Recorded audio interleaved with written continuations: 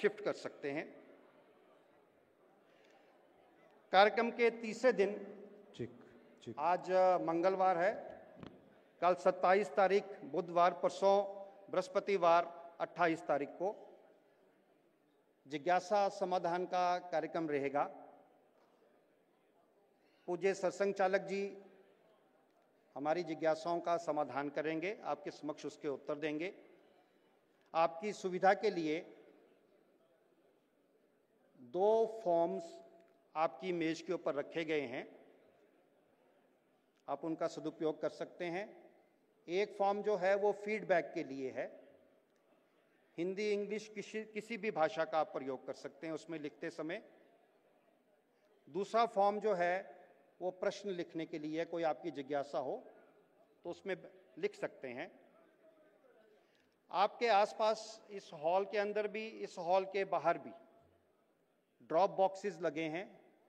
उस drop box में जो भी आपका फीडबैक है या प्रश्न है वो आज भी डाल सकते हैं, कल भी डाल सकते हैं आप। हाल के बाहर संघ की 100 वर्ष की जो ये यात्रा है उसके लिए एक प्रदर्शनी लगाई गई है, उसका भी आप अवलोकन कर सकते हैं। रिसेप्शन काउंटर पे सुरुचि साहित्य की राष्ट्रीय विचार की कुछ पुस्तकें बिक्री के लिए उपलब्ध हैं, आप जाते समय वो पुस्तकें ले सकते हैं। कार्यक्रम की रिकॉर्डिंग जो है वो YouTube पे उपलब्ध रहेगी,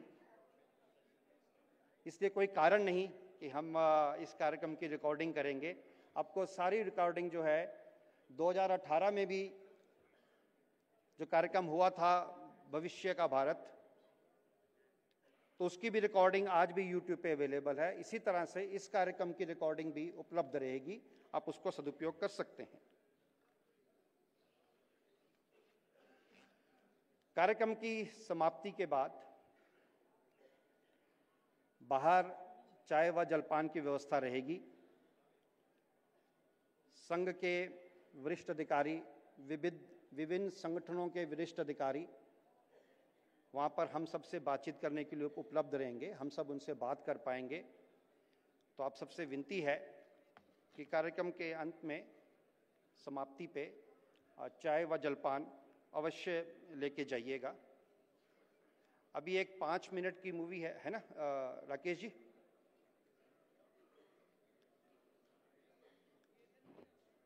चला पाएंगे 5 मिनट की? ठीक है, चला दीजिए।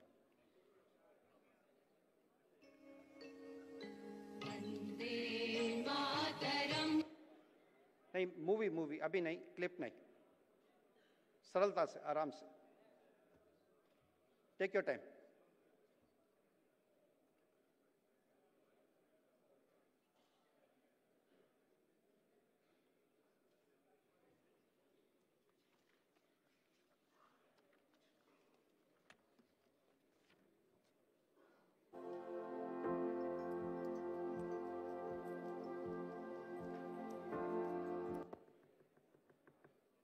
कोई बात नहीं, मैं परिचय करा देता हूँ।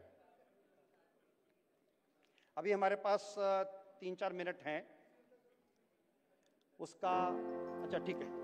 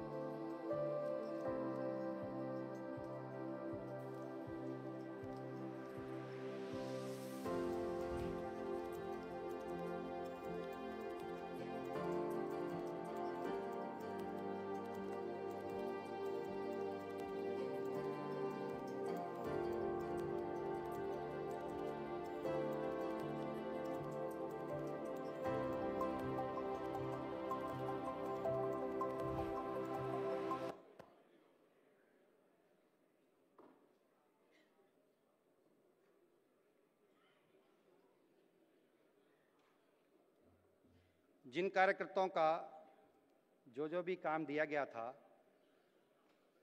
अगर उस काम को वो समझते हैं कि संपन्न हो गया है तो अपना स्थान ले सकते हैं। पीछे कार्यकर्ता खड़े हैं, उन सबसे अनुरोध है मेरा,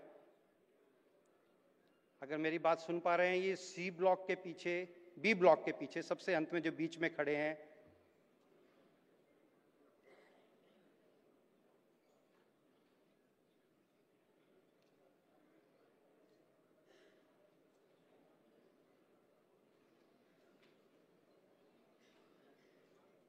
बाकी भी कार्यकर्ता अपना स्थान लेंगे।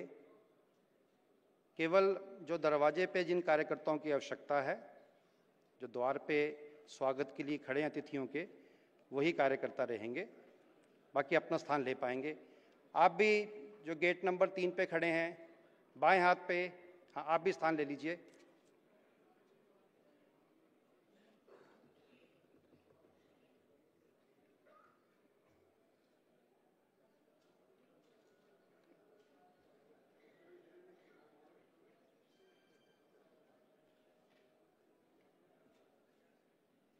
पूज्य सत्संग चालक जी व माननीय सरकारेवा जी हमारे मध्य आने वाले हैं।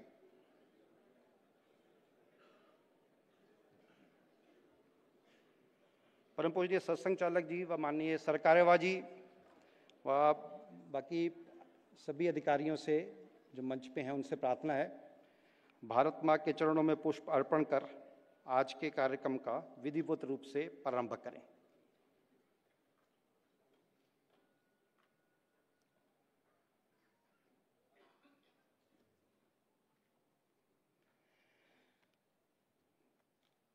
आज के इस कार्यक्रम को भारत माँ को स्मरण करते हुए वंदे मातरम से प्रारंभ करते हैं।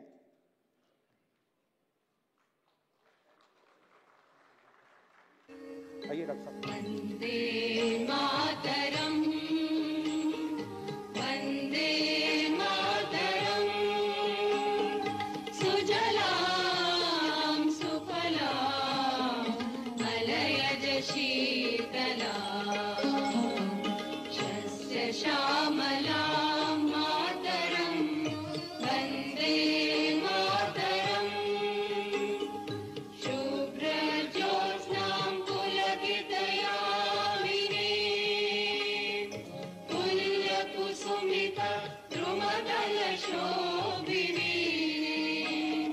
सुहासिनीं सुमधुरभाषिणीं सुखदां वरदां मातरं वन्दे मातरम्। कोटिकोटिकण्ठ कलकलनिनादकरले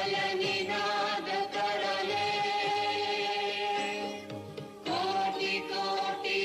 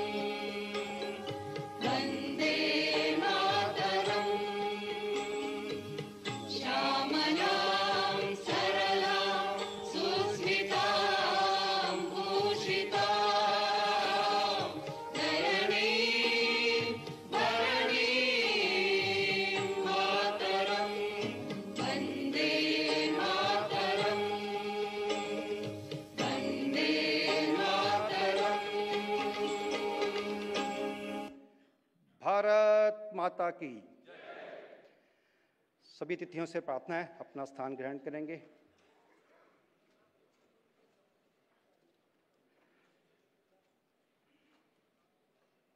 आज के त्रिदिवसीय उद्बोधन एवं संवाद कार्यक्रम में उपस्थित सभी अग्रज विशिष्ट जन, आदरणीय माताएं बहनों का स्वागत है। मंचासीन अतिथियों का परिचय कराने के लिए मैं आदरणीय रोशन जी से प्रार्थना करता हूं। रोशन जी हमारे क्षेत्र कार्यवाह हैं। जितना भी ये उत्तर भारत है, दिल्ली से लेकर जम्मू कश्मीर तक, उसमें जितना भी राज्य और यूनियन टेरिटरीज आती हैं, आप उसके जनरल सेक्रेटरी हैं और इंडियन एयरफोर्स से रिटायर्ड ऑफिसर हैं। मैं आपसे विनती करता हूं मंचासीन अधिकारियों का परिचय कराएं। इस व्याख्यान माला में मंच पर विराजमान सर्वप्रथम हम सब के सुपरिचित परम पूजनीय सरसंघ चालक डॉक्टर मोहन राव भागवत जी, आपके पूज्य पिताजी श्रद्धेय मधुकर राव भागवत भी संघ के प्रचारक रहे, अतः घर का वातावरण बचपन से ही संघ संस्कार में रहा। 1974 में वेटरनरी साइंस में मास्टर करने के पश्चात आपने प्रचारक जीवन अपनाया। प्रारंभिक प्रचारक जीवन में महाराष्ट्र में अनेक दायित्वों का निर्वहन आपने किया। तत्पश्चात बिहार और झारखंड के आप क्षेत्र प्रचारक रहे।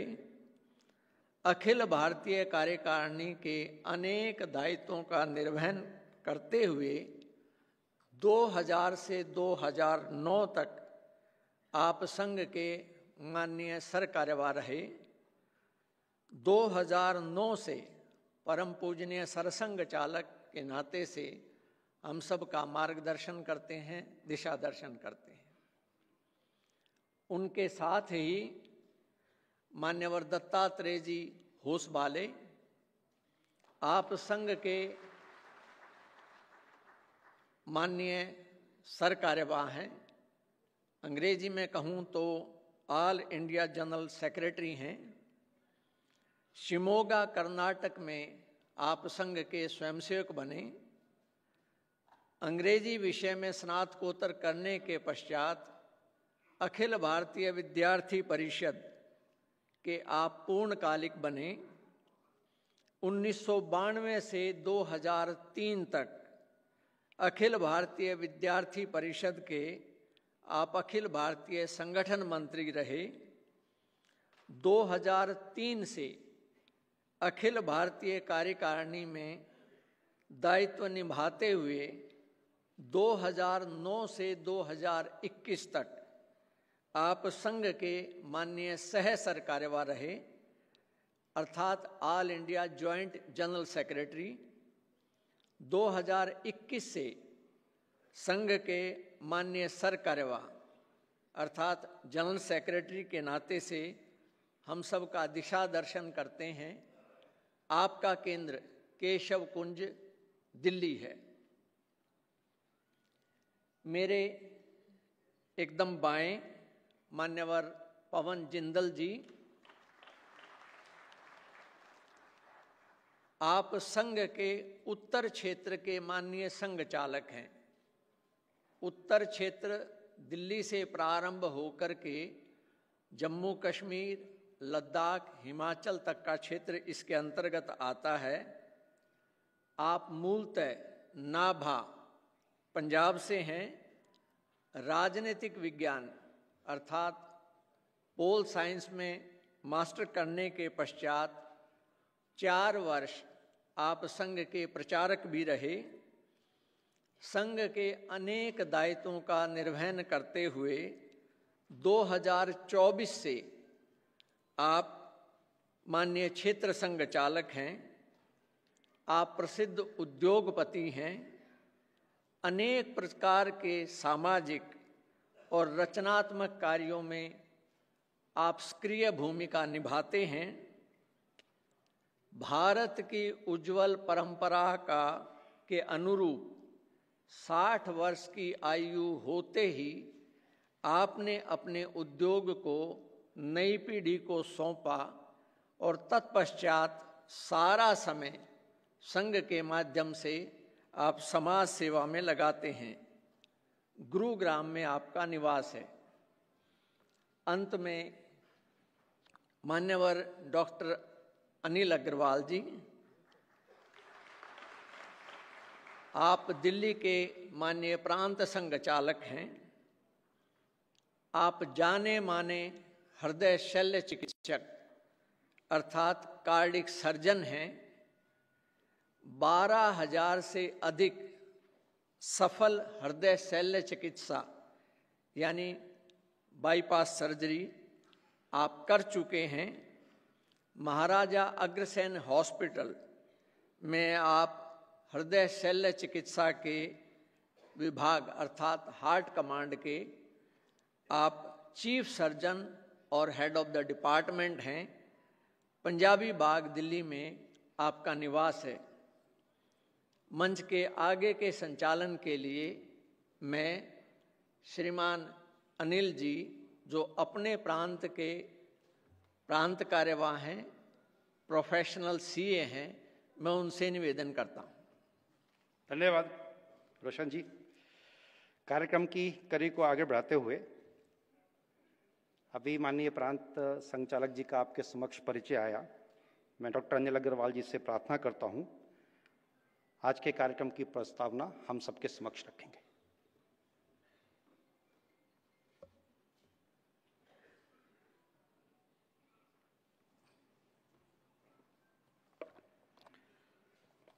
परम पूजनीय सरसंघ चालक जी, माननीय सरकार्यवाह जी, माननीय क्षेत्र संचालक जी, समाज जीवन के विभिन्न क्षेत्रों से शीर्षस्थ स्थानों पर कार्यरत बंधु भगिनी, संघ व विविध संगठनों के ज्येष्ठ व वरिष्ठ अधिकारी वृंद, संघ शताब्दी वर्ष के पूर्व में आयोजित इस 3 दिवसीय व्याख्यानमाला में आपका हृदय से स्वागत करता हूं।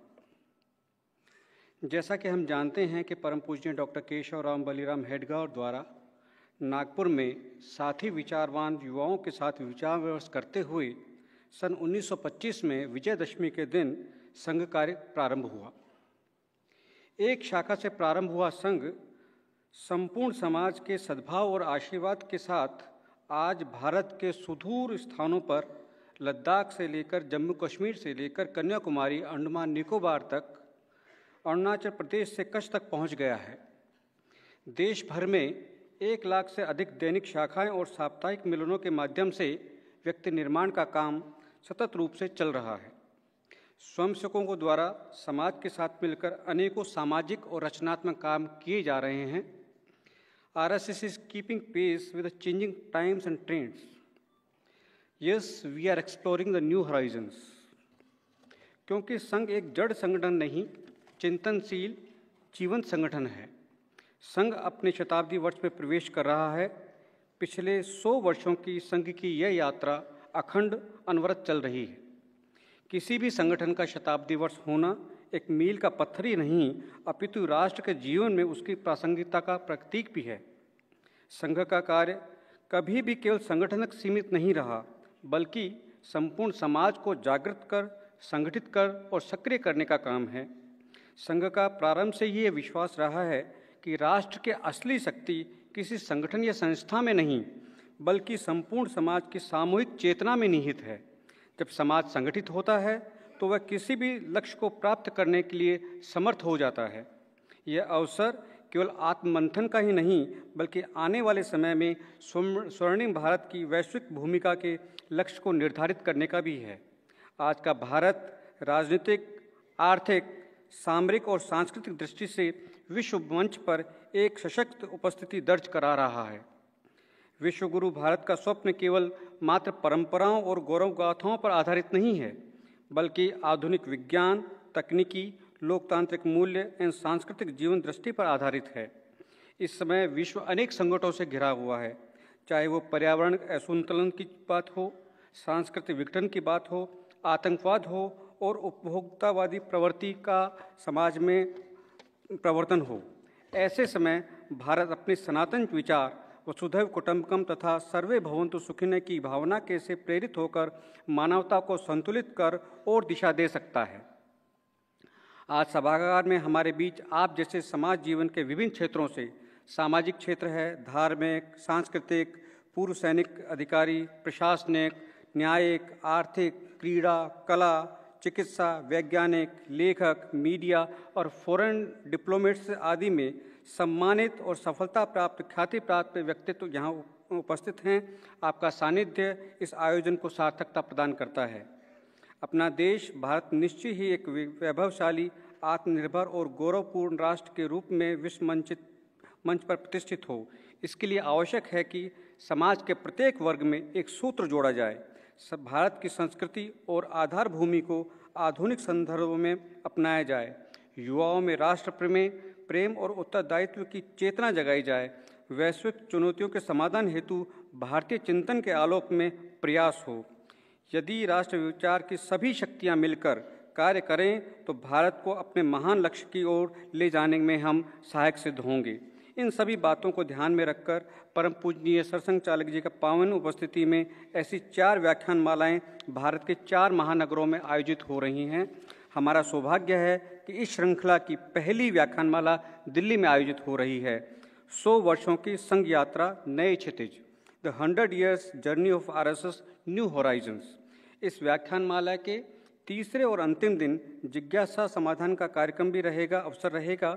इस व्याख्यानमाला के द्वारा हमारा सार्थक संवाद एक नई दिशा में नई संभावनाएं, नए क्षितिज की ओर कदम बढ़ाने में सहायक सिद्ध होगा।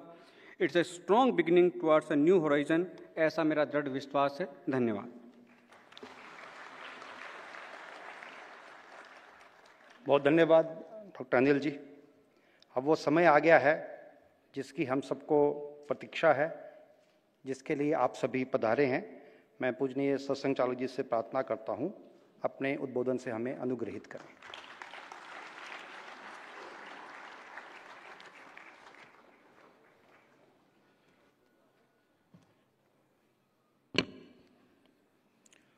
माननीय सरकार्यवाह जी,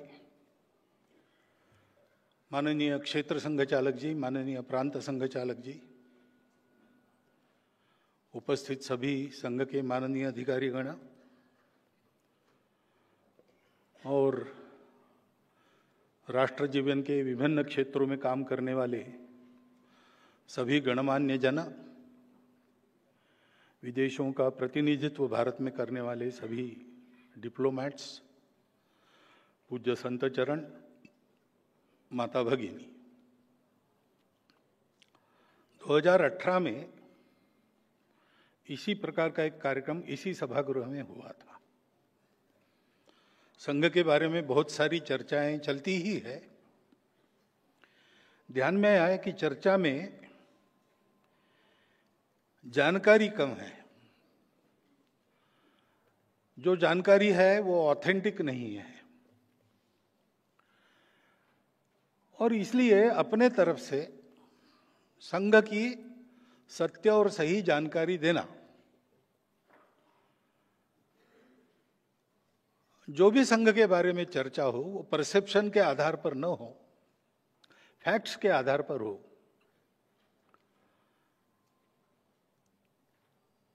वो मालूम होने के बाद निर्णय क्या करना, निष्कर्ष क्या निकालना, वो तो जो सुनेगा उसका अपना अधिकार है।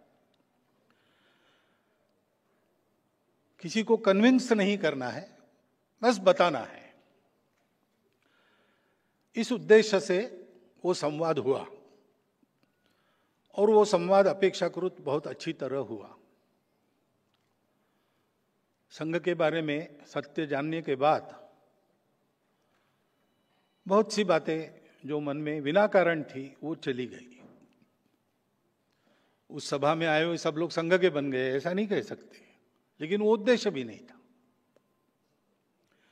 अभी शताब्दी के कार्यक्रमों का विचार जब हो रहा था तब फिर से ये कल्पना आई कि फिर से ऐसा एक संवाद उस समय एक ही स्थान पर हुआ था, देश में 4 स्थानों पर हो, ताकि अधिक लोग उसमें सहभागी हो सके, बाद में प्रश्न पूछ सके। लेकिन जो पहले बताया उस समय भी मीडिया ने बहुत अच्छी तरह उसको सारे देश में पहुंचाया था।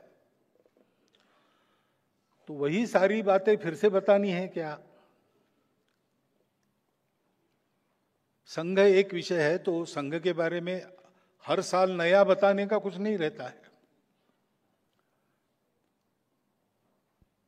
तो इस बार ये हुआ कि 100 वर्ष पूरे हो गए हैं, आगे हम संघ के कार्य को कैसा देखते हैं, हमारे मन में क्या चल रहा है, ये भी रखा जाए। इसलिए न्यू हॉराइजन्स, नए क्षितिज, ऐसा शब्द व्याख्यानमाला की टाइटल में है। और दूसरा ये किया जाए कि 70-75% नए लोगों को बुलाया जाए। तो इसलिए जो 2 व्याख्यान होने वाले हैं उसमें आज के व्याख्यान में संघ के बारे में मैं बताऊंगा। पिछली बार जो 2 भाषणों में बताया वो 1 भाषण में बताऊंगा। 100 साल की संघ की यात्रा हो रही है। क्यों हो रही है? संघ चलाना है ऐसा नहीं है। संघ चलाने का एक उद्देश्य है। और ये राष्ट्रीय स्वयंसेवक संघ क्यों शुरू हुआ, इतनी सारी बाधाएं वगैरह आई, स्वयंसेवकों ने सारी कठिन परिस्थितियों में से रास्ता निकालकर इसको चलते क्यों रखा, और 100 साल चलने के बाद भी नए क्षितिजों की बात क्यों कर रहा है, इसका अगर एक वाक्य में आपको उत्तर देना है तो वो वाक्य संघ की प्रार्थना के अंत में हम स्वयंसेवक लोग रोज कहते हैं, भारत माता की जय। अपना देश है, उस देश की जय जयकार होनी चाहिए। उस देश को विश्व में एक अग्रगण्य स्थान मिलना चाहिए। लेकिन क्यों मिलना चाहिए? अग्रगण्य स्थान तो एक ही देश प्राप्त करेगा और विश्व में सैकड़ों देश है। उसके लिए भी एक नई स्पर्धा उत्पन्न करनी है क्या? तो ऐसा कोई इरादा नहीं है। लेकिन उसके पीछे एक सत्य है। दुनिया में इतने देश है, क्यों है? विश्व बहुत पास आ गया है। अभी ग्लोबल बात होती है। विश्व पास आ गया है, इसलिए ग्लोबल विचार करना ही पड़ता है। तो एक देश के बड़े होने का महत्व क्या है? तो यद्यपि सारे विश्व का जीवन एक है, मानवता एक है, फिर भी वो एक जैसी नहीं है। उसके अलग अलग रूप है, अलग अलग रंग है। और ऐसा होने के कारण विश्व की सुंदरता बढ़ी है, क्योंकि हर एक रंग का अपना अपना कंट्रीब्यूशन है, योगदान है। और अगर विश्व के इतिहास को देखते हैं तो स्वामी विवेकानंद का वो कथन कि every nation has a mission to fulfil, प्रत्येक राष्ट्र को एक मिशन होता है दुनिया में जो फुलफिल करना है। प्रत्येक राष्ट्र का विश्व में कुछ योगदान होता है जो समय समय पर उसको करना पड़ता है। वैसे भारत का भी अपना एक योगदान है। विश्व के किसी देश को बड़ा होना है, अपने बड़प्पन के लिए नहीं होना है, उसके बड़े होने से विश्व के जीवन में जो एक आवश्यक नई गति चाहिए वो पैदा होती है, उसका उस प्रकार का योगदान होता है। इसलिए योगदान करने लायक उसको बनना है, इसलिए बड़ा होना है। और इसलिए संघ के निर्मिति का प्रयोजन भारत है, संघ के चलने का प्रयोजन भारत है, और संघ की सार्थकता भारत के विश्व गुरु बनने में है, क्योंकि भारत का एक योगदान दुनिया में हो, योगदान उसको देना है, उसका समय आ गया है। इसके बारे में कल हम अधिक चर्चा करेंगे। परंतु ये भारत के उत्थान की शुरुआत कब हुई? तो एक धीमी और लंबी प्रक्रिया है जो अभी भी चल रही है।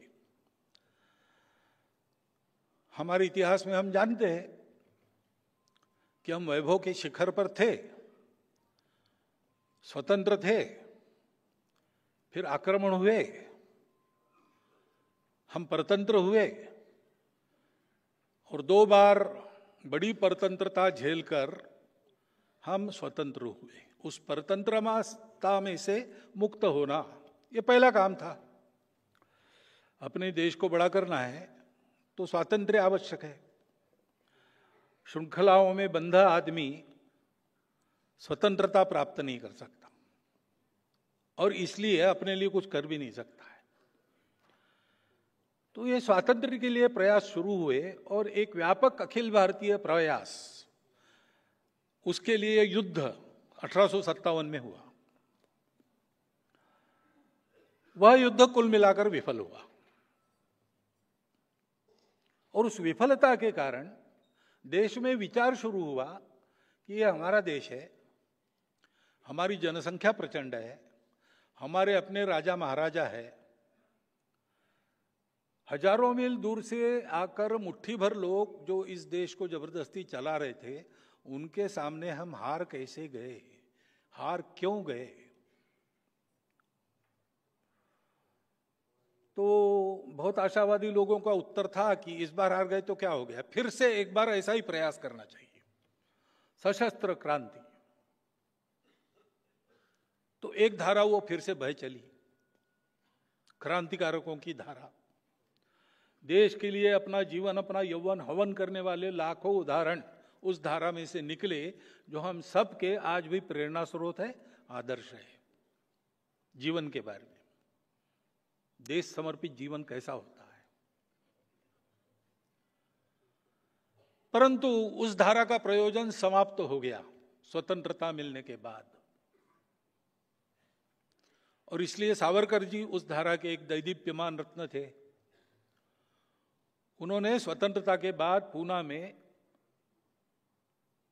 अपने उस क्रांतिकारक अभियान का समापन विधिवत कर दिया, सार्वजनिक कार्यक्रम करके। तो धारा अब नहीं है, उसकी आवश्यकता भी नहीं है, परंतु देश के लिए जीने मरने के लिए प्रेरणा स्रोत वो धारा बनी है। लेकिन कुछ लोगों को लगा कि ये लड़ाई में हम कम थे इसलिए नहीं हारे हैं, हमको राजनीति का पता नहीं है, लोगों में राजनीतिक जागृति नहीं है, केवल सैनिक लड़ेंगे तो काम नहीं होता है, सामान्य व्यक्ति भी खड़ा होना चाहिए, और इसलिए हम परतंत्र है इसका उनको भान करा देने वाला राजनीतिक उपक्रम करना चाहिए। तो उस स्वतंत्रता के युद्ध के बाद 57 के बाद भारतीय असंतोष ठीक से व्यक्त हो और वो हानि न करे, इसलिए कुछ व्यवस्था हो रही थी, लेकिन इन सब लोगों ने उसको अपने वश में कर लिया और उसको स्वतंत्रता के लड़ाई का हथियार बनाया। इंडियन नेशनल कांग्रेस के नाम से वो धारा चली। उसी में से अनेक प्रकार के राजनीतिक प्रवाह निकलकर आज हम देखते इतने सारे राजनीतिक दल अपने देश में है। स्वतंत्रता के पहले स्वतंत्रता के लिए लोगों की राजनीतिक जागृति, ये लक्ष्य उनका था और वो अच्छी तरह से हो गई। सामान्य व्यक्ति भी, चरखा तो अपने देश का परंपरागत है, वो नई बात नहीं थी, लेकिन देश के लिए चरखा चलाना ये बात सिखाई उस राजनीतिक आंदोलन ने। देश के लिए जीना मरना, हर काम में देश का विचार करना, ये वातावरण सारे देश में हो गया। फलस्वरूप स्वतंत्रता मिली। सशस्त्र संघर्ष भी चल रहा था, उनका भी बड़ा योगदान था। कुछ दुनिया की परिस्थिति भी थी। स्वतंत्रता प्राप्त होने के बाद उस धारा को जिस प्रकार जैसे प्रबोधन करना चाहिए उस प्रकार होता तो आज का दृश्य का कुछ अलग होता, लेकिन वैसा हुआ नहीं। ये हम सब लोग देख रहे हैं। दोषारोपण करने की बात नहीं, ये फैक्ट है। एक धारा थी, उन्होंने कहा कि ये सब होगा लेकिन अपने समाज में कुछ कमियां है, रूढ़ी कुरीतियों से ग्रस्त अपना समाज है, उसको आधुनिक शिक्षा का स्पर्श नहीं है, अंधविश्वासों से भरा है, उसको ठीक करना चाहिए। और इसलिए तरह तरह के सुधार आंदोलन अपने देश में हुए और कुछ आज भी चल रहे हैं। उनका परिणाम तो हुआ, प्रभाव तो हुआ, लेकिन सब कुछ ठीक नहीं हुआ। अभी भी ऐसे सुधार के उपक्रम, सुधार के अभियान, सुधार के आंदोलन करने पड़ते हैं। और एक धारा थी जिन्होंने कहा कि पहले अपने मूल पर चलो फिर से, हम उसको भूल गए हैं। स्वामी दयानंद सरस्वती, स्वामी विवेकानंद, दो मुख्य नाम उसमें लिए जाते हैं, जिन्होंने अपने मूल पर समाज को खींचने का प्रयास किया। उसके चलते जो जो हुआ, इन पहले की 3 धाराओं सहित भारत में आज जो कुछ चल रहा है उस पर इनका प्रभाव है। कहीं ना कहीं प्रेरणा स्रोत वहां पर है, कहीं ना कहीं विचार का जो प्रवाह है वो वहां से जुड़ता है। परंतु ये चारों धाराएं चली जैसा भारत हमको चाहिए। 75 वर्ष आजादी के पूरे हुए, लेकिन हम अभी ऐसा नहीं कह सकते कि वैसा खड़ा हुआ। इसका कारण क्या है? संघ के निर्माता जो थे डॉक्टर हेडगेवार, वो इन चारों धाराओं में काम कर चुके थे। उनको हम जन्मजात देशभक्त कहते हैं, क्योंकि बचपन से ही ये चिंगारी उनके मन में थी कि देश के लिए जीना चाहिए, देश के लिए मरना चाहिए। स्वयं बचपन में ही अनाथ हो गए थे, दरिद्रता में आगे बढ़ना पड़ा, लेकिन देश के लिए चलने वाले कामों में भाग लेना उन्होंने कभी नहीं छोड़ा। और विद्यार्थी के नाते उनका जो कर्तव्य था अपनी पढ़ाई अच्छी तरह से पूर्ण करना, उसमें अपने विद्यालय में पहले 10 में आना, ये भी कभी उनका छूटा नहीं। वंदे मातरम आंदोलन 1905-6 में जो हुआ, उस समय उन्होंने नागपुर के सारे विद्यालयों में उस आंदोलन का संगठन किया। जब इंस्पेक्टर लोग स्कूल इंस्पेक्शन के लिए आते थे तो हर क्लास में उनका स्वागत वंदे मातरम से होता था। चिढ़कर उन्होंने सारे विद्यालय बंद कर दिए। कौन इसके पीछे पता लगाने का प्रयास किया। 4 महीने स्कूल बंद रहे, पता नहीं लगा। अंत में कॉम्प्रोमाइज हो गया, जो अभिभावक गार्डियंस थे और सरकार इनमें, कि एक नॉमिनल अपॉलॉजी हो जाए स्कूल में एंटर करते समय गेट पर, और शिक्षक खड़ा रहे, वो पूछे गलत हुआ ना, माफी चाहते हो ना, तो मुंडी हिलाना, नॉमिनल अपॉलॉजी। स्कूल शुरू हुए, लेकिन 2 छात्र नागपुर के थे जिन्होंने ये भी करने का इनकार कर दिया कि भाई भारतवासी हम हैं, भारत माता हमारी, उसके स्वतंत्रता की बात को नकारना सपने में भी हम नहीं कर सकते। वो हमारा श्रद्धा स्थान है, वंदे मातरम कहना ये हमारा अधिकार है, और इसलिए हम सपने में भी उसको ना नहीं कर सकते, तो हम माफी कैसे मांगेंगे। तो स्वाभाविक वो दोनों रस्टिकेट हुए। उसमें एक डॉक्टर हेडगेवार थे जो बाद में डॉक्टर बने। फिर उस समय राष्ट्रीय विद्यालय चलते थे, उनमें जाके उन्होंने अपनी पढ़ाई पूरी करी। मैट्रिक में इस परिस्थिति में भी वो फर्स्ट क्लास में पास हुए। नागपुर के लीडर लोगों ने उनका ये स्पार्क देखकर, ये चिंगारी देखकर तय किया कि इनको कलकत्ता जाना चाहिए, मेडिकल पढ़ना चाहिए। मेडिकल की पढ़ाई का बहाना है, परंतु करना है वहां क्या, क्रांतिकारकों की कोऑर्डिनेशन कमेटी वहां है, अनुशीलन समिति, उससे संबंध स्थापित करना और क्रांति कार्य पश्चिम भारत में भी शुरू करना। तो उनकी योजना के अनुसार पास में पैसा न होते हुए भी चंदा करके जो थोड़ा जमा हुआ उसके आधार पर डॉक्टर साहब कलकत्ता गए। किसी लॉज में जगह नहीं थी तो अपने 2 मित्र एक कमरे में रहते थे, उनके बिस्तर के बीच की जगह में अपना बिस्तर लगाया और उन्होंने मेडिकल की पढ़ाई भी अच्छी तरह पूरी की, फर्स्ट क्लास में हो गए और क्रांतिकारक समिति से संबंध भी स्थापित कर लिया। स्वर्गीय त्रैलोक्यनाथ जी चक्रवर्ती, स्वर्गीय रासबिहारी बसु, इनके लिखे पुस्तकों में उनका उल्लेख आता है। उनका कोड नेम कोकेन था। कोकेन चंद्र एक जीवित वास्तविक व्यक्ति थे जो चंद्रनगर में रहते थे, लेकिन उनके नाम से इनका वहां का चलता। सीआईडी को पता लगा तो कोकेन को अरेस्ट करने वो चंद्रनगर जाके उनको लेके आई दूसरे को। ऐसी कहानी भी है वहां। यह सब उन्होंने किया, लेकिन क्रांतिकारक आंदोलन भी बंद हो गया। अनेक लूपहोल्स के कारण, अनेक कमियों के कारण अंग्रेज सरकार ने उसको दबाने में यश प्राप्त किया। इनकी मेडिकल की पढ़ाई भी पूरी हो गई। 3000 रुपये मासिक की एक नौकरी बर्मा में उनके लिए तैयार थी। प्रिंसिपल ने कहा, इन्होंने कहा मैं नौकरी करने के लिए नहीं आया हूं, मैं तो अपने देश के लिए काम करने वाला हूं, और इसलिए नागपुर वापस आए। चाचा जी ने विवाह के बारे में पूछा, चाचा जी को पत्र लिखा कि इस जीवन में मुझे दूसरा कोई काम करना नहीं है, क्योंकि उन्होंने प्रतिज्ञा की थी अनुशीलन समिति में प्रवेश करने के पहले कि यह जन्म मेरा देश के लिए है, अपने सुख का विचार अगले जन्म में करेंगे। और इसलिए कांग्रेस का जो आंदोलन चल रहा था उसमें उन्होंने भाग लिया।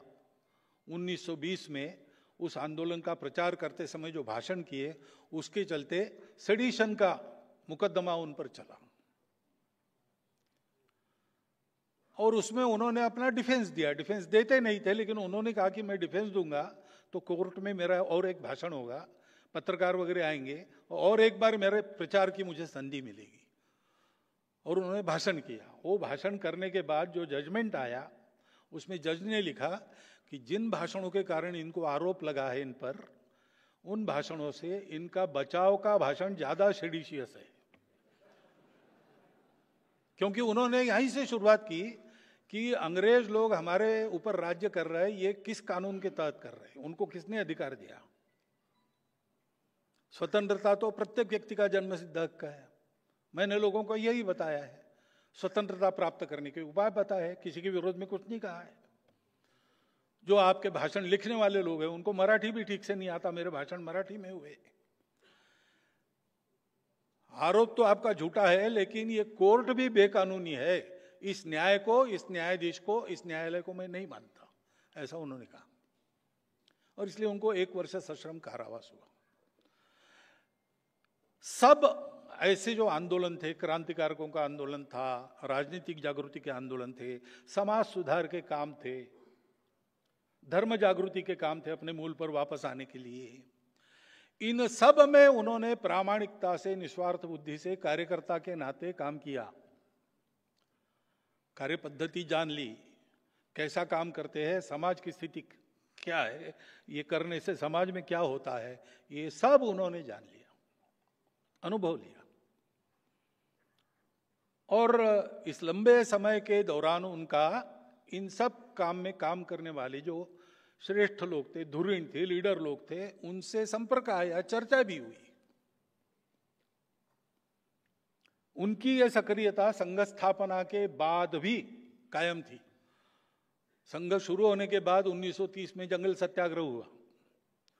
उस जंगल सत्याग्रह में भी वो संघ के सरसंघ चालक हो गए थे, उसको छोड़कर नया सरसंघ चालक नियुक्त करके आंदोलन में गए। वहां भी उनको 1 वर्ष सश्रम कारावास की सजा हुई। वो काटकर वापिस आए, फिर जो सरसंघ चालक बने थे उन्होंने अपना कार्यभार वापस कर लिया, फिर संघ का नेतृत्व किया। तो उनका अनुभव था और इस दौरान सबसे बात हुई उनकी, सुभाष बाबू से, महात्मा जी से, लोकमान्य तिलक से, चंद्रशेखर आजाद, भगत सिंह, राजगुरु जी को तो महाराष्ट्र में अंडरग्राउंड उन्होंने रखा, नागपुर में रखा। बाद में लगा कि नागपुर सेफ नहीं उनके लिए, तो अकोला में भेजा। ये सब करते हुए इन सब लोगों से चर्चा होती थी, तो उनको ध्यान में आया कि सब लोगों को ऐसा लगता है कि हमारे उपाय अधूरे रहेंगे अगर इस समाज के जो कुछ दुर्गुण हैं, जो घुस गए हैं इसमें, उसको दूर न किया जाए। क्योंकि एक बात तो स्वतः सिद्ध है कि देश को बड़ा करना है, देश को स्वतंत्र करना है, कुछ भी करना है तो नेताओं के भरोसे, संगठनों के भरोसे नहीं होता। वो सहायक जरूर होते हैं, लेकिन सबको लगना पड़ता है, सब में एक गुणवत्ता आनी पड़ती है। पूरे समाज के प्रयास से कोई भी परिवर्तन आता है। आज अपने देश को बड़ा करना हम चाह रहे हैं, वो किसी के भरोसे छोड़ के नहीं होगा, सब सहायक होंगे। नेता, नीति, पार्टी, अवतार, विचार, संगठन, सत्ता, सब इनका रोल असिस्टेंस का है।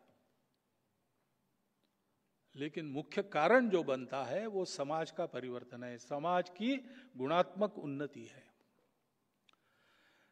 और बिना उसके हुए हमारे काम फुलफिल नहीं होंगे। जो इश्यूज लिए हैं वो शायद रिजॉल्व हो जाएंगे, लेकिन वो फिर से खड़े नहीं होंगे, इसकी कोई गारंटी नहीं। क्योंकि स्वतंत्रता की बात ले तो हम देखते हैं कि कितना लंबा ताता है आक्रामकों का। हर बार कोई आता था, हमको देखते देखते जीत लेता था, फिर हम जागरूक होकर उसको खदेड़ देते थे, दूसरा आता था। ये सब बार बार क्यों होता है? क्योंकि कुछ ऐसे दोष है जिनको निकालना चाहिए, कुछ ऐसे गुण है जिनको विकसित करना चाहिए। और इसलिए ये काम किसी को करना पड़ेगा। हम लोग नहीं कर सकते क्यों नहीं, हमने अपना अपना काम चुन लिया है।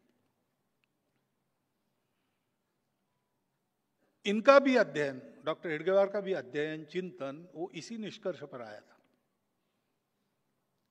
जिन महानुभावों के मैंने नाम लिए हैं उन सबको आप पढ़ लीजिए तो आपको ये भाव मिलेगा।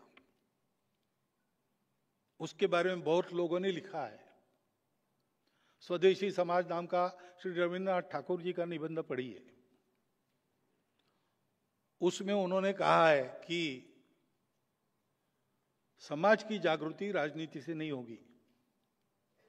हमारे समाज में समाज का स्थानीय नेतृत्व खड़ा करना पड़ेगा। उन्होंने शब्द किया है नायक, जो स्वयं शुद्ध चरित्र है, जिसका समाज से निरंतर संपर्क है, समाज जिस पर विश्वास करता है और जो अपने देश के लिए जीवन मरण का वर्ण करता है, ऐसा नायक चाहिए, ऐसा उन्होंने कहा है। इतने बड़े खंडप्राय देश में गांव-गांव में, गली-गली में ऐसा नायक चाहिए, जिसके जीवन से एक वातावरण बनता है, वातावरण में समाज अपनी कृति बदलता है। ऐसे नायकों का निर्माण होना चाहिए। रविन्द्रनाथ ठाकुर ने स्वदेशी समाज में बहुत स्पष्ट रूप से यह बताया है।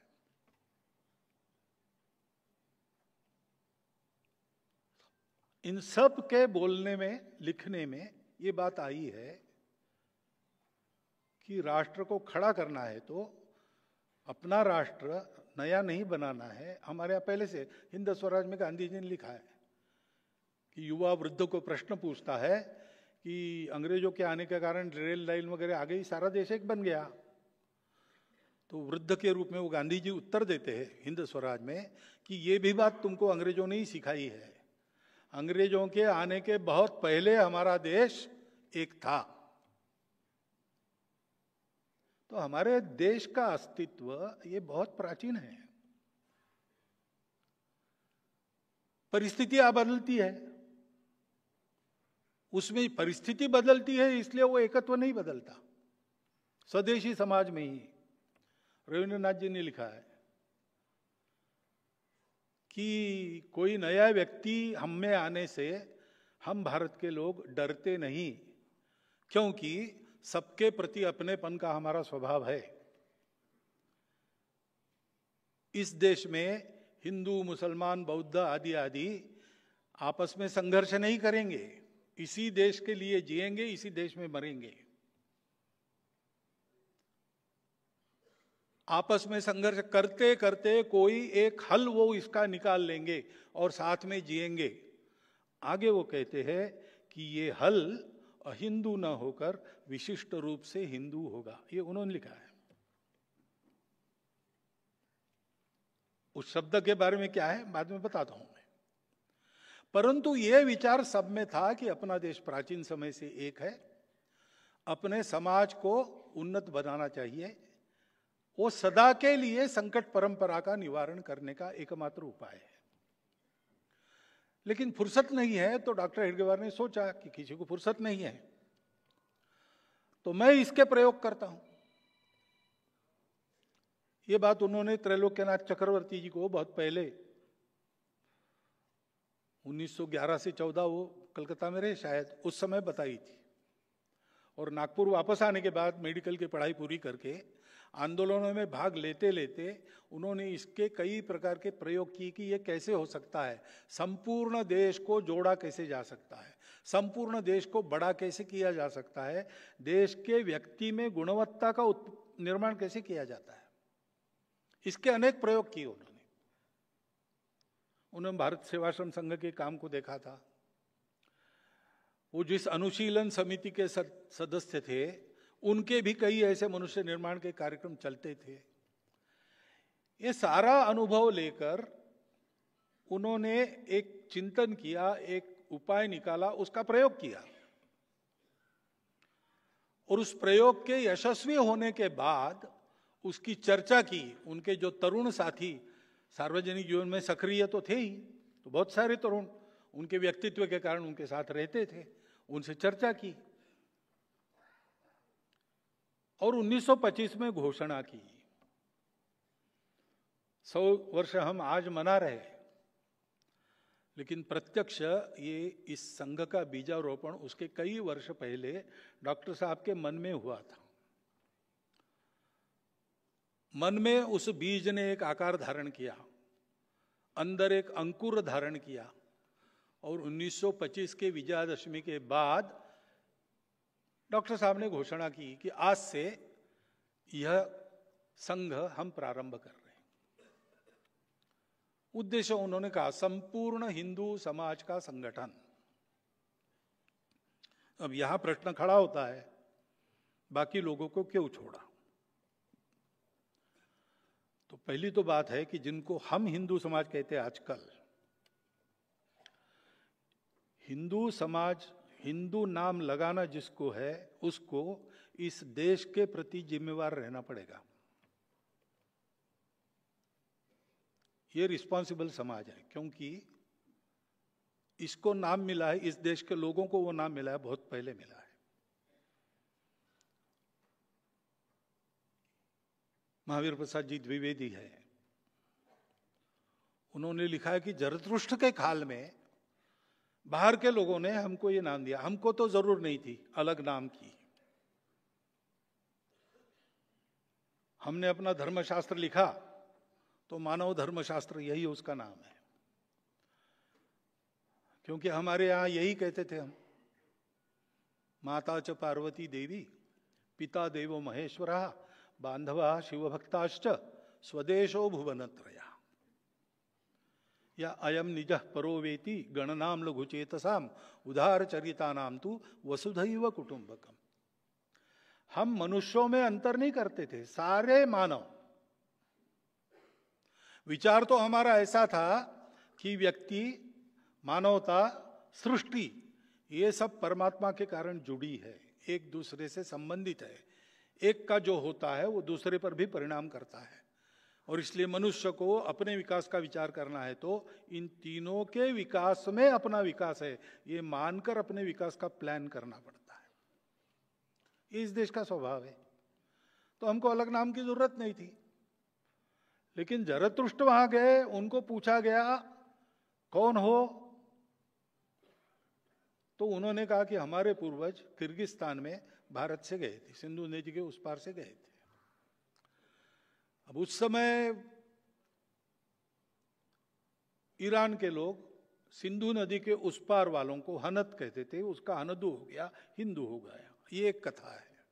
दूसरी कथा है कि ऐसा कहने के बाद ईरान के लोगों ने इस्राएल के लोगों के पूछने पर यहूदियों को कहा कि हमारा एक हिंदू गुरु है, और वो बात घूमते घूमते अपने पश्चिम किनारे पर व्यापार के जरिए आ गई।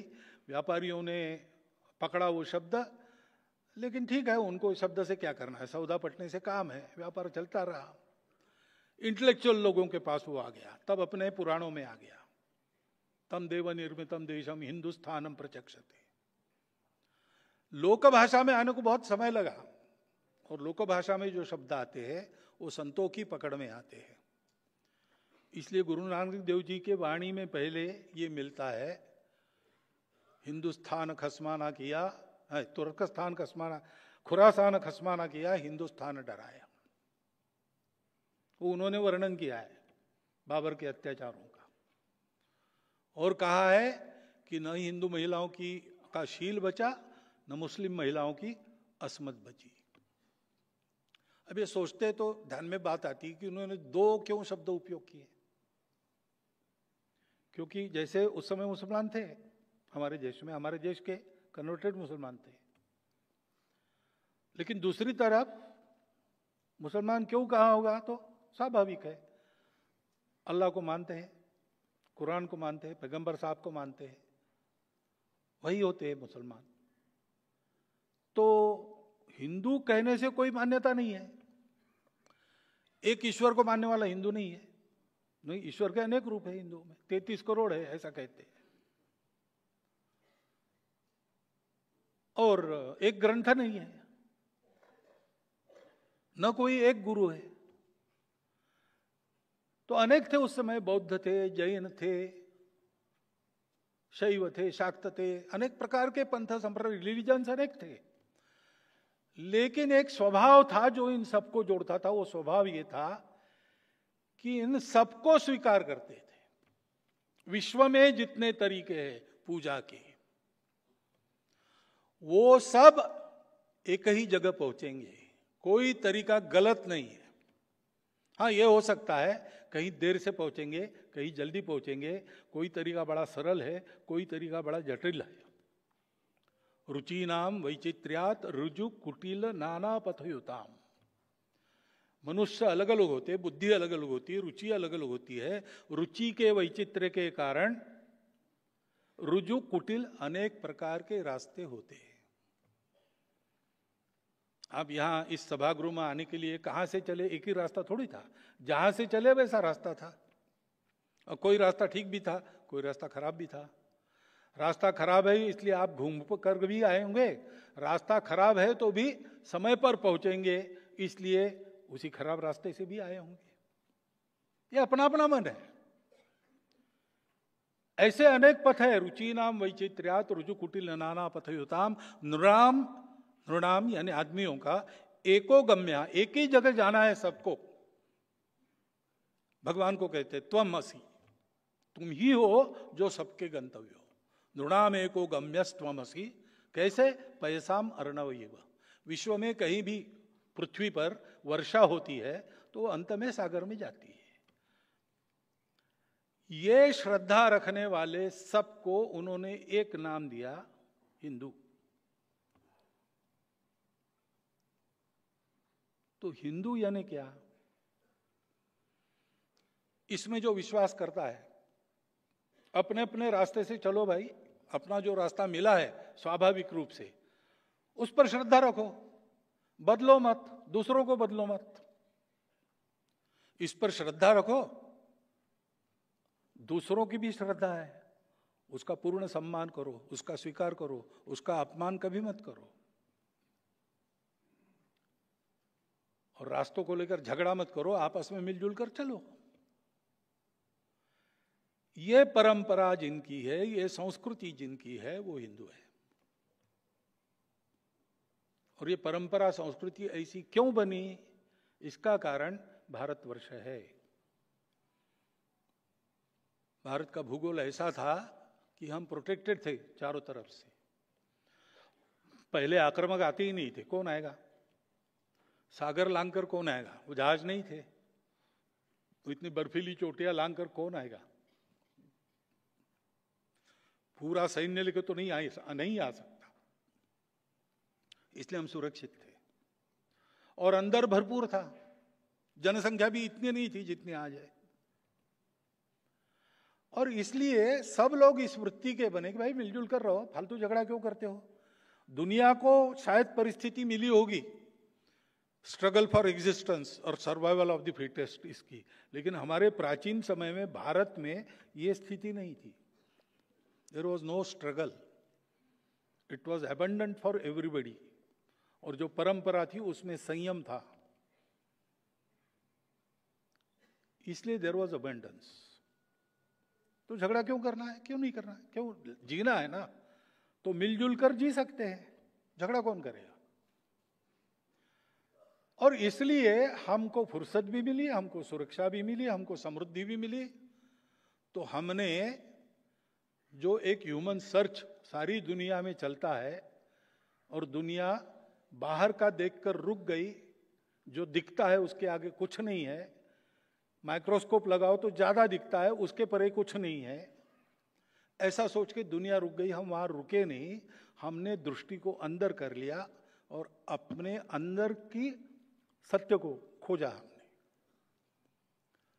और उसने हमको बताया कि सर्वत्र एक ही है, दिखता अलग अलग है, सब एक है। और इसलिए अपना स्वाभाविक धर्म क्या है? समन्वय, संघर्ष नहीं। तो ये जो संस्कृति थी, उस संस्कृति का उपजाव क्यों हुआ? वो इसी के कारण हुआ है। और इसलिए उस मातृभूमि के प्रति भक्ति है। मां ने हमको अन्न पोषण केवल इतना नहीं दिया, संस्कार दिए है। भारत माता ने हमको ये संस्कार दिया है, वो हमारी मां है। और ये केवल कपोलकल्पित बात नहीं है, इसके आधार पर प्राचीन समय से हमारे पूर्वज जीते आए हैं। ऐसा जीवन खड़ा करने के लिए उन्होंने खून पसीना सब बहाया, प्राणदान भी किया है। इस भूमि के संरक्षण संवर्धन के लिए भी बलिदान दिया है, परिश्रम किया है। वो इतिहास हमको प्रेरणा देता है, वो पूर्वज हमारे पूर्वज है। इनको मानने वाला वास्तव में हिंदू है। लेकिन जब संघ शुरू हुआ तब ये परिस्थिति थी कि ऐसे सब लोग अपने आप को हिंदू नहीं कहते थे, और आज भी नहीं कहते कुछ लोग। तो हिंदू के हम प्रकार मानते हैं, जो जानते हैं वो हिंदू है, उनको गौरव है। जो जानते हैं वो हिंदू है, लेकिन गौरव क्या करना भाई, दुनिया में होते हैं, हम हिंदू है, चलो। और जो जानते हैं लेकिन किसी कारण नहीं कहते, कारणों में नहीं जाता, नहीं कहते। और जो जानते नहीं है कि वो हिंदू है, लेकिन ऐसे लोगों को भी जो जानते नहीं है, हिंदवी कहने से बुरा नहीं लगता, भारतीय कहने से बुरा नहीं लगता, सनातन का भी कुछ लोग स्वीकार करते हैं। ये शब्द क्या है? समानार्थी शब्द है। और इसलिए हम लोग ऐसा नहीं कहते कि आप हिंदू ही कहो, आप हिंदू हो, ये हम बताते हैं। नहीं भाई, हम हिंदू ही है, हम भारतीय है, ठीक है। इसका कंटेंट समझो। इन शब्दों के पीछे केवल शब्दार्थ नहीं है, एक कंटेंट है। वो कंटेंट जियोग्राफिकल नहीं है,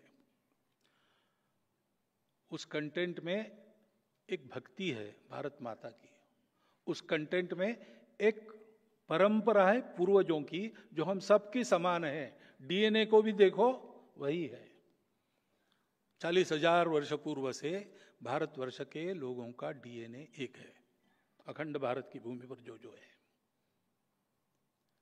और हमारी संस्कृति है मिलजुल कर रहने की।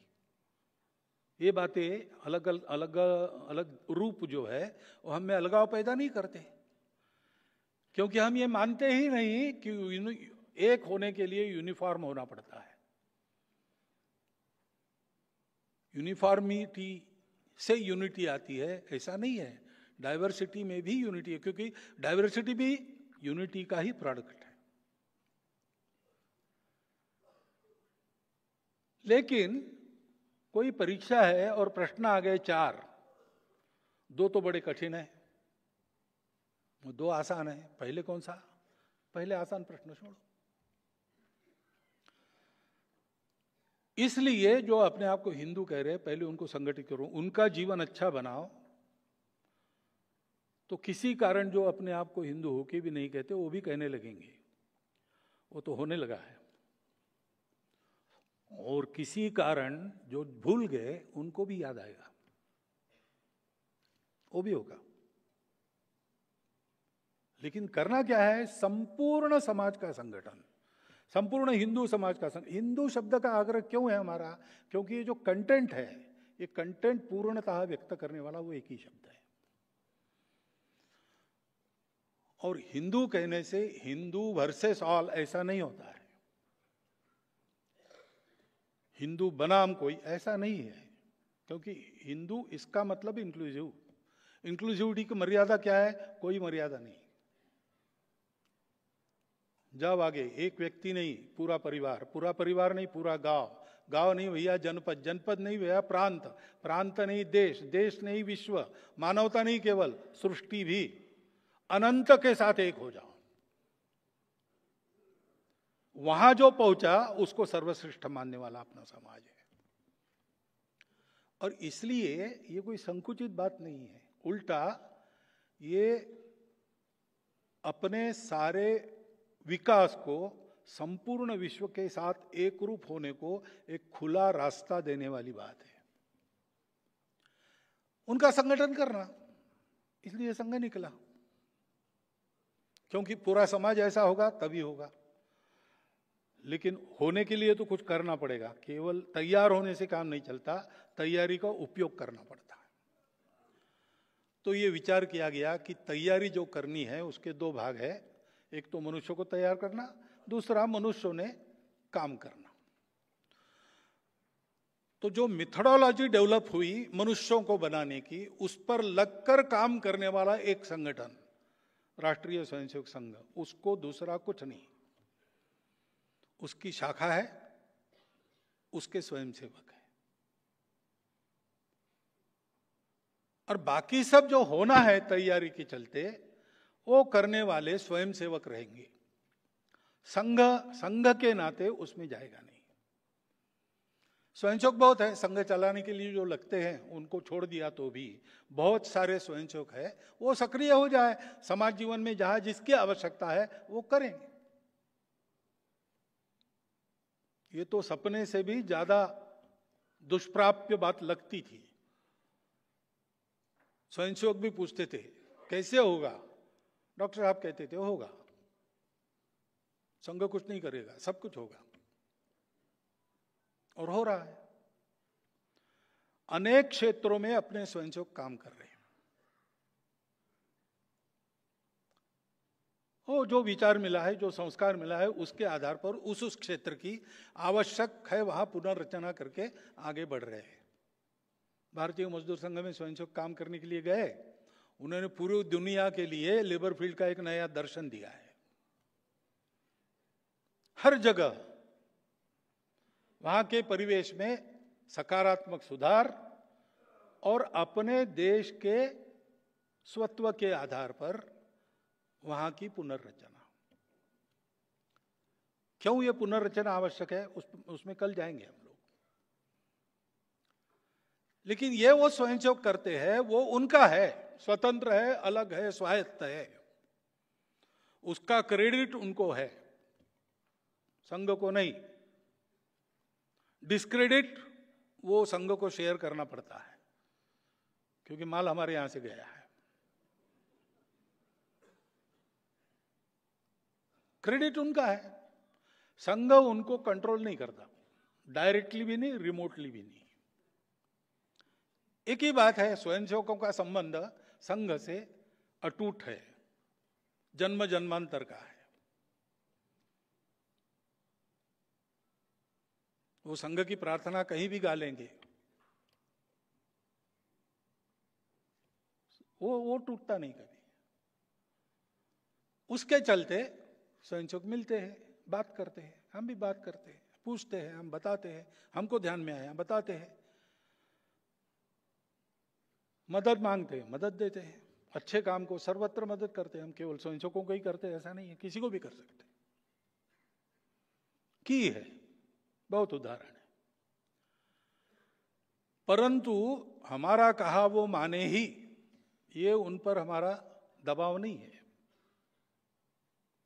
हमारा कहना वो समझेंगे, समझने के बाद उनको जो लगता है वो करेंगे।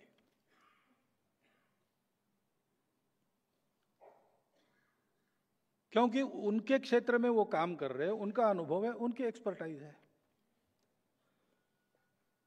हमारी नहीं है ऐसा नहीं है, लेकिन करना तो उनको है। जो करने वाला है वो उसको जो स्वतंत्रता मिलनी चाहिए करने की, तो उनको मिलती है। और संगठन में केवल स्वयंसेवक नहीं है, उनके साथ बहुत सारे लोग हैं। संगठन तो संघ के नहीं है, वो जनता के है। स्वयंसेवकों ने खड़ी की है, अथवा पहले से जो थे उसमें स्वयंसेवक है, उसमें उनका प्रभाव कम ज्यादा होता है। अन्य लोग भी साथ है, सबको साथ लेके चलाना स्वयंसेवक के नाते यही सिखाया हमने। मतभेद हो तो भी मनभेद न हो, साथ में लेकर सबको चले, ये स्वभाव सबका रहे, इसी को तो संगठन कहते हैं। हमारी अपेक्षा उनसे ये संगठन ठीक रहे, स्वयंसेवक ठीक रहे, वो करते हैं, हम बताते रहते हैं। वो स्वतंत्र, अलग, स्वायत्त और धीरे धीरे स्वावलंबी होते हैं, मदद मांगने की स्थिति नहीं रहती उनकी। विचार, संस्कार और आचार ये ठीक रहे, इतनी हम स्वयंसेवक की चिंता करते हैं, संगठन की चिंता वो करते हैं, वो हमारी नहीं है। इस प्रकार हम आगे जाते हैं, और ये हमको एक दबाव गुट नहीं बनाना है सबका मिलके। भारत में, पूरे भारत में सबको संगठित करने के लिए संघ है। तो आपको भी अनुभव आया होगा कि 30 साल 40 साल पहले शायद आप में से बहुत लोग संघ के घोर विरोधी रहे होंगे, और शायद उनमें से कुछ लोग आज संघ के समर्थक बन गए। आप घोर विरोधी थे तब भी अपने थे, और आज हमारे हैं तब भी अपने ही है। एक देश है, 142 करोड़ का देश है, कितने मत होंगे? बहुत मत होते हैं। मत अलग होना ये अपराध नहीं, ये तो प्रकृति ने दिया हुआ गुण है। अलग अलग विचार एक साथ जब सुनते हैं और कोई सहमति बनती है तो उसमें से प्रगति होती है। अंग्रेजी में एक वाक्य बताते, coming together, staying together and working together. Coming together is beginning, staying together is progress, and working together is success. तो ये जो बात है इसको संगठन कहते हैं, और पूरे समाज का ही हमको संगठन करना है। क्योंकि संघ के मन में ये बात है कि अगर इस देश में ऐसा लिखा गया कि भाई संघ के कारण देश बच गया या देश का उद्धार हो गया, तो ये हमारे लिए ठीक नहीं है, कि ये हम करना नहीं चाहते। ये करना चाहते तो बहुत है, पहले से रावण से त्रस्त दुनिया, राम नहीं होते तो क्या होता, शिवाजी नहीं होते तो क्या होता। अरे भाई, कब तक आएंगे शिवाजी, कब तक आएंगे राम? भगवान भी God helps those who help themselves. हमको इसके कारण जो ठेका देने की आदत लग गई है, नेता को ठेका दो, पार्टी को ठेका दो, सरकार को ठेका दो, तुम देश का कल्याण करो। हम क्या करेंगे? हम तुम जो कर रहे हो उसमें से मीन मेख निकालते चर्चा करते बैठेंगे। ये ठीक नहीं है। देश का जिम्मा हम सबका मिलकर है। जैसे हम हैं वैसे हमारे प्रतिनिधि होंगे, वैसे हमारी पार्टियां होंगी, वैसे हमारे नेता होंगे। तो हम अच्छे बने और हम करें देश के लिए, संपूर्ण समाज का संगठन। इसके लिए हम कहते प्रार्थना में, विजय त्रिच न संहता कार्य शक्ति। हमारी संगठन शक्ति के आधार पर, हमारी यानी किसकी? संपूर्ण हिंदू समाज की। क्योंकि हमने परिचय दिया है उसके पहले, वयम हिंदू राष्ट्रांग भूता, हम हिंदू राष्ट्र के अंगभूत है। तो पूरी हिंदू समाज का दायित्व है, तो पूरा हिंदू समाज ऐसा बनना चाहिए। हमारी संगठित कार्यशक्ति यानी पूरे समाज की संगठित कार्यशक्ति। और हिंदू राष्ट्र की बात करते हैं हम, तब भी प्रश्न खड़े हो जाते हैं, क्योंकि राष्ट्र का हम ट्रांसलेशन करते नेशन, वो कंसेप्ट वेस्टर्न कंसेप्ट है। नेशन के साथ स्टेट जुड़ता है, राष्ट्र के साथ स्टेट आवश्यक नहीं है। हमारा राष्ट्र है पहले से, हिंदू शब्द निकाल के आप विचार करो, हमारा राष्ट्र पहले से, गांधी जी ने भी कहा है। एक राष्ट्र के नाते हम लड़े, बार बार लड़े, उत्तर से दक्षिण, पूर्व से पश्चिम हमारा संचार रहा है। पूरे देश के साथ हमारी सेंसिटिविटी जुड़ी है, हम एक राष्ट्र है। इस राष्ट्र में हम सर्वदा स्वतंत्र नहीं थे, लेकिन राष्ट्र था। सदा हमारे राजा नहीं थे, अंग्रेज भी राजा हो गए, तुर्क अरब भी राजा हो गए, लेकिन राष्ट्र था। एक राजा नहीं था, अनेक राजा थे, अनेक राज्य थे, अनेक व्यवस्थाएं थी, लेकिन राष्ट्र था। मंत्र पुष्पांजलि में हम कहते हैं ना, स्वस्ति साम्राज्यम भौज्यम स्वराज्यम वैराज्यम राज्यम पारमेष्ठ्यम महाराज्यम महागणाधिपत्य। स्वस्ति साम्राज्यम वैराज्यम, पूरी लंबी मालिका राज्य व्यवस्थाओं की, इतने प्रकार है। और फिर भी आगे कहते हैं पृथिव्यै समुद्र पर्यंताया एक राट इति। समुद्र पर्यंत जो पृथ्वी है, पृथ्वीराज यानी कृषि योग्य बनाई भूमि, उसमें एक राट है। चक्रवर्ती थे तब भी हम यही कहते थे, चक्रवर्ती नहीं थे, अलग अलग राज्य थे, तब भी हम यही कहते थे। अंग्रेज राजा थे तब भी हम यही कहते थे, विदेशी आकर राज करते थे तब भी हम यही कहते। राष्ट्र था, सत्ता बदलती रही। हिंदू राष्ट्र शब्द का सत्ता से कोई मतलब नहीं, और हिंदू राष्ट्र के प्रखर होते, विद्यमान रहते, जो जो शासन रहा है वो शासन हमेशा पंथ संप्रदाय का विचार करने वाला शासन नहीं है। उसमें सबके लिए न्याय समान है। पंथ संप्रदाय, भाषा, कुछ भी नहीं, कोई भी भेद नहीं, प्रजा के लिए समान न्याय। और इसलिए जब हम हिंदू राष्ट्र कहते हैं तब हम किसी को छोड़ रहे, ऐसा नहीं है।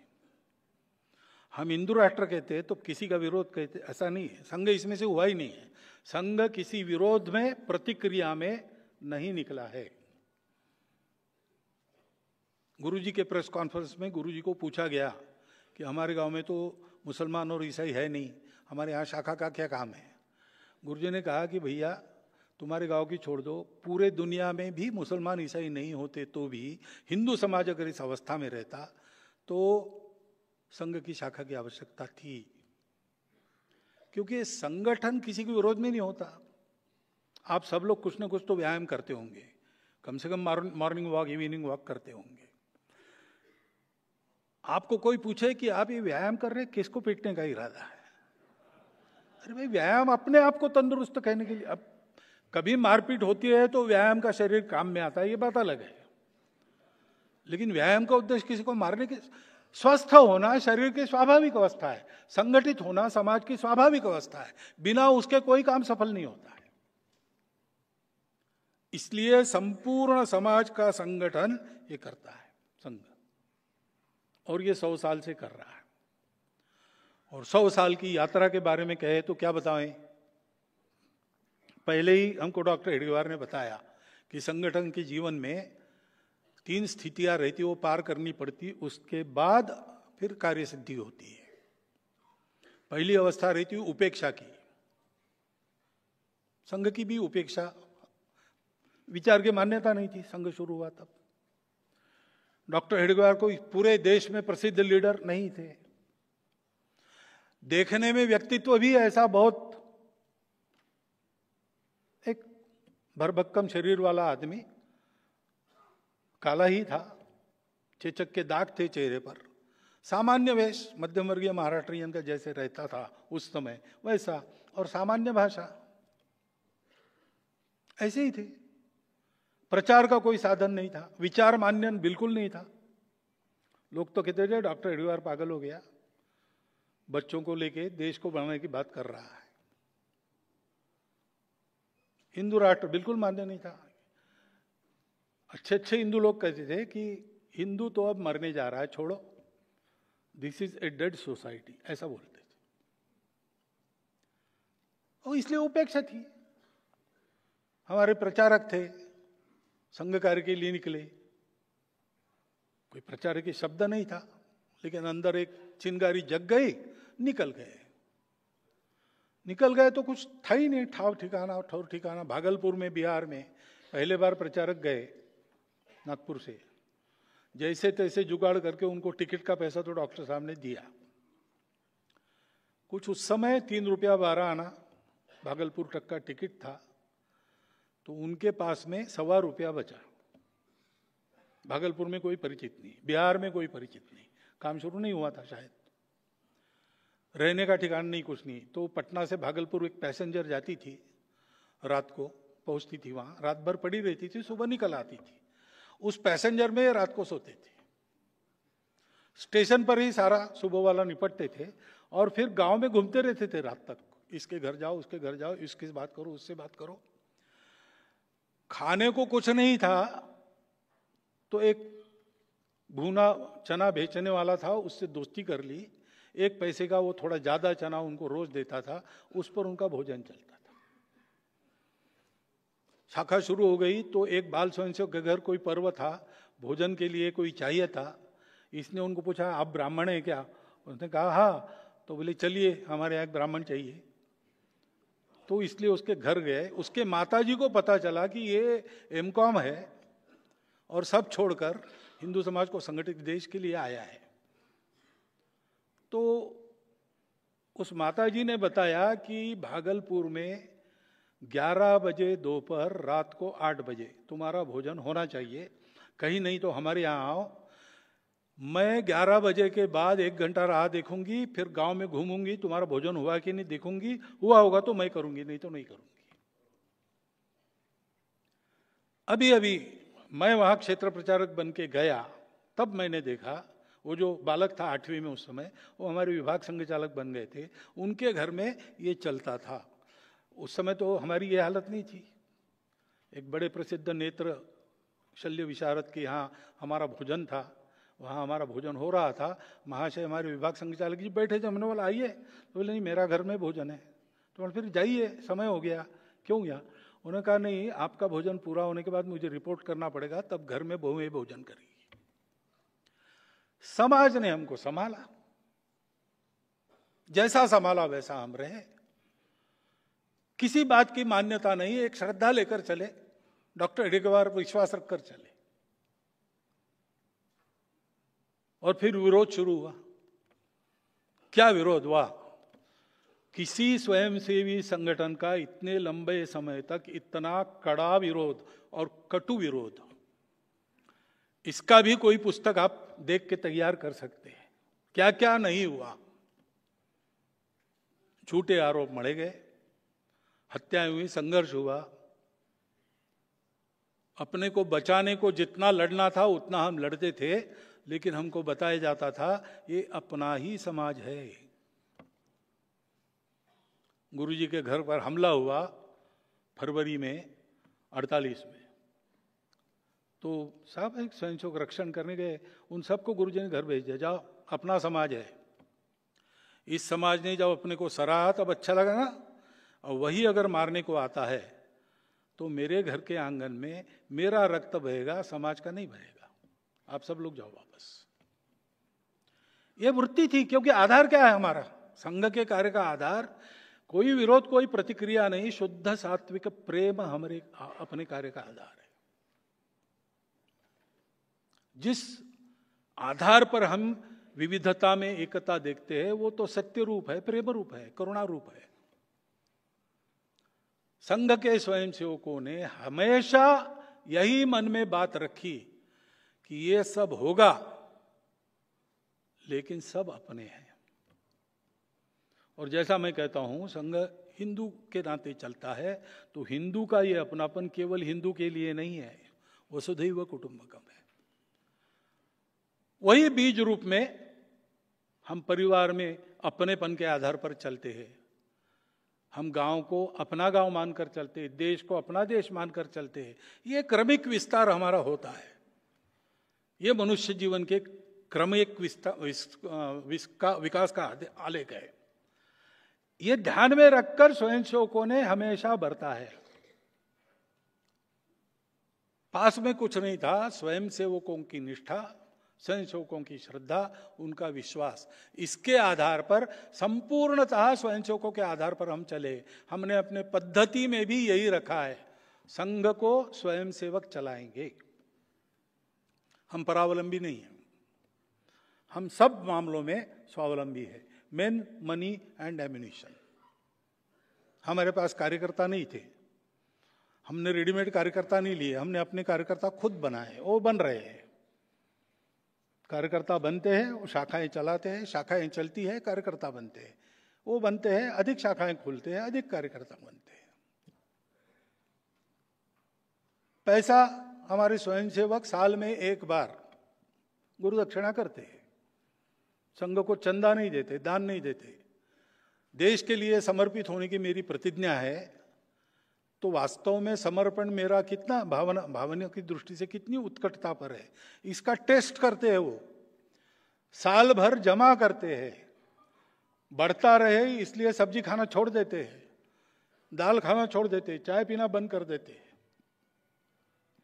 बच्चा अपना एक एक पाई कहीं से मिले जमा करके उसको गुरु दक्षिणा में डालता है। शामू पवार नाम का स्वयंसेवक था, 9वीं में पढ़ता था। माता पिता दोनों मजदूर थे, रोज की रोटी रोज बनती थी, रोज की कमाई से। ऐसा घर, ऐसी झोपड़ी घर का। और गुरु दक्षिणा में उसके गण ने तय किया कि देखो, प्रत्येक ने 21 रुपया गुरु दक्षिणा तय करनी चाहिए, अपने गण का ये टारगेट है। तो उसने माता जी से मूंगफली बनवाई, चीना बादाम या क्या, सॉल्टेड पीनट्स, और 3 महीना इंटरवल में सिनेमा टॉकीज में जाके वो बेचता था। 21 रुपए जमा हो गए, बंद कर दिया। घर में 21 रुपए रख दिए। 15 दिन बाद था गुरु दक्षिणा समर्पण का कार्यक्रम। घर को बताया गुरु दक्षिणा है। 15 दिन उस घर में जहां हाथ पर उनका पेट था, वहां पर वो 21 रुपया पड़ा रहा, किसी ने हाथ नहीं लगाया। उसने वो गुरु दक्षिणा में डाला। एक एक स्वयंसेवक ऐसा करता है। नागपुर में डॉक्टर साहब का स्मारक स्मृति मंदिर खड़ा हुआ। मैं बचपन में शाखा में जाता था तो मुझे याद है, वहाँ एक डिब्बा रखा था। हम कुछ मिलता है, उस समय तो ज़्यादा मिलता नहीं था घर से, लेकिन कहीं कभार मिल रहा। कोई मेहमान आ गए, जाते समय कुछ रख दिया हाथ पर। रखते भी ज़्यादा नहीं थे, वो पुराना एक छेद वाला पैसा रहता था तांबे का, तो वो हम उस डिब्बे में डालते थे। पूरा रेशमबाग का परिसर जो बना है, या कहीं का भी, यहाँ दिल्ली का कार्यालय स्वयंसेवकों ने बनाया, स्वयंसेवक चलाते। संघ को चलाने के लिए संघ किसी के सामने हाथ नहीं पसारता। संपूर्ण स्वावलंबी संगठन है। और इसलिए हम लोग जो है, हमारी दृष्टि से विचार करके जो अच्छा लगता है वो बोल सकते हैं, जो खराब लगता है वो भी बोल सकते हैं, लेकिन उस बोलने के पीछे कोई विरोध की भावना नहीं है। ना काहू से दोस्ती, ना काहू से बैर। और दोस्ती कहे तो सब अपने हैं, सबके प्रति प्रेम है। उस प्रेम के आधार पर और स्वयंसेवकों की निष्ठा तपस्या के आधार पर हम यहां पर पहुंचे हैं। कितने बड़े त्याग हुए, कितने बड़े बलिदान हुए हैं, उस पर हम खड़े हैं, ये हम जानते हैं। उनके प्रति मन में, और एक उस भाव का वर्णन मैं नहीं कर सकता, ऐसे भाव हमारे सबके मन में है। और इस संघ को हमको आगे ले जाना है। क्यों ले जाना है? क्योंकि भारत को खड़ा करना है, भारत का अपना योगदान है। वो योगदान क्या है, उसकी चर्चा हम कल के व्याख्यान में करेंगे। बहुत बहुत धन्यवाद।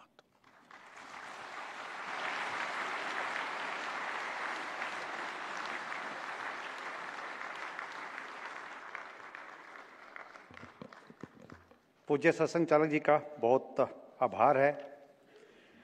कल 27 व परसों 28 अगस्त को आप सभी अवश्य पधारिएगा, ऐसा आपसे अनुरोध है।